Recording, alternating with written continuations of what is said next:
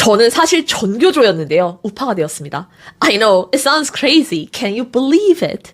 일단 제가 어쩌다가 전교조까지 하게 되었는지 말씀드릴게요. 저는 원래 정치에 그렇게 관심이 있는 사람이 아니었어요. 그러다가 2014년에 캐나다의 워킹 홀리데이 비자를 받고 가게 됩니다. 이미 거기는 분위기가 PC주의가 그냥 득세한 분위기였어요. 특히 젊은 사람들 사이에서는 그것에 대해서 반대 의견을 내면은 사회적으로 매장당할 수 있는 분위기였습니다. 모두 다 그게 옳다고 하니까 저는 그 사상에 그냥 젖어들었어요. 그리고 제가 2016년에는 베를린에서 또 워킹 홀리데이를 하게 됩니다.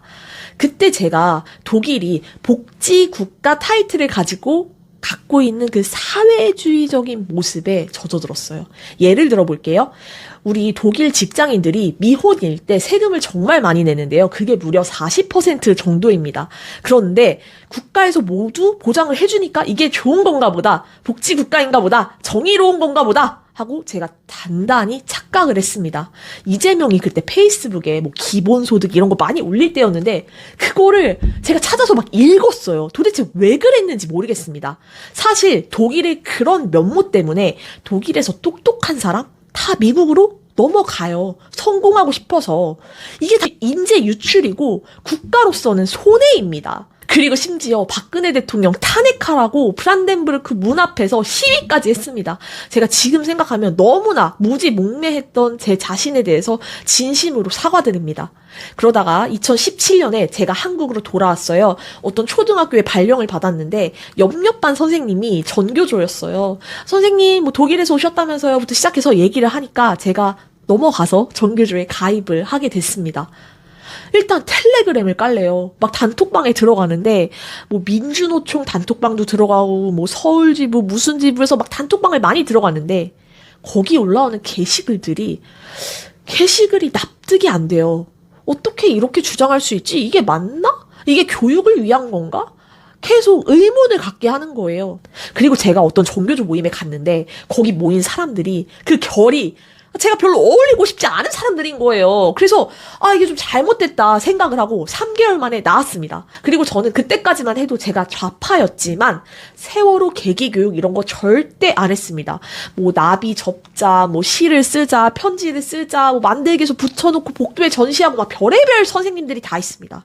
근데 저 초등학교 때 생각해보면은 성수대교 붕괴되고 막 상품 백화점 무너지고 이래도 그 어떤 선생님들도 저희한테 그걸 가지고 계기교육 뭐 이런 거 안 했어요. 그 계기교육입니까? 그건 그냥 선동교육입니다. 정치적인 거죠. 말도 안 되죠. 그리고 제가 문재인 정부 때 제대로 정신을 차리게 되었습니다. 이건 사실 제 얘기뿐만이 아니고 제 친구들도 굉장히 비슷해요. 우리가 부동산 정책 내는 거 보고 우리 그때 기함했잖아요. 다들 막 20번 넘게 정책을 내는데 다 이상해. 그리고 내로남불. 아니 자기네들은 그렇게 자기 부동산이 소중한데 중산층 죽이기 정책을 내고 있는 그 뭐 장하성이니 김현민이 박주민이니 이게 말도 안 되더라고요. 제가 부동산으로 조금씩 깨어나던 와중에 정신을 바짝 차리게 한 사건이 하나 터집니다. 전 국민을 분노하고 슬픔에 빠지게 했던 정인이 사건입니다. 이때 문재인이 입양아동 마음에 안 들면 양부모가 반품하고 교환할 수 있도록 하십시오. 이런 얘기를 했어요. 말이 됩니까? 이거는 그 입양 아동을 한 소중한 생명으로 보는 게 아니죠. 그래서 제가 그때 정말 이 사람들은 정체가 뭘까 깨어나기 시작했고 현대사 공부까지 하게 되었습니다. 여러분 나라가 가난하고 막 당장 배고프고 이러면은 민주하고 뭐고 눈에 안 들어옵니다. 우리나라가 6.25 전쟁 이후에 진짜 찢어지게 가난하고 배가 고프고 초가집 살고 있고 이러던 나라를 정말 잘 먹고 잘 살게 해준 기반을 만들어주신 분이 박정희 대통령이었구나를 제가 알게 됐어요. 독재자다. 독재자는 개뿔. 이게 독재자라고 생각하면 여러분 자기 자신의 이익을 위해서 막 착복하고 무슨 중국 공산당처럼 그 돈 싸들고 막 미국으로 자식 유학 보내면서 막 인민들은 다 가난하게 만들고 그래야 독재죠. 전 국민 잘 살게 해주고 뒷돈 안 챙기고 이게 어떻게 독재자라고 할 수 있겠습니까? 나라만을 생각하는 위인이라고 봐야죠. 그래서 제가 정말 잘못 생각했구나 를 알게 되었습니다. 그 이후에 조국 가족의 입시 비리 보면서 분노했습니다. 왜? 저도 제자들이 있으니까요. 조국, 정경심, 조민, 저는 자식이 있는데도 지지하는 분들 보면 이해가 안 돼요. 나중에 애들 키워가지고 조민같이 입시 비리로 들어오는 애들 들러리 세우려고 지지하시는 건지 진짜 이해가 되지 않습니다. 제가 대선 때 윤석열 대통령 뽑은 이후에 딱히 정치 뉴스 보지 않았습니다. 저 먹고 살기 바쁘다고 생각했고 그냥 제 일에만 집중하고 있었어요. 그런데 이번에 계몽령 이후에 민주당의 악행이 드러나고 대통령이 혼자 외로운 싸움을 하고 있었구나를 알게 되니까 너무나도 죄송한 마음입니다.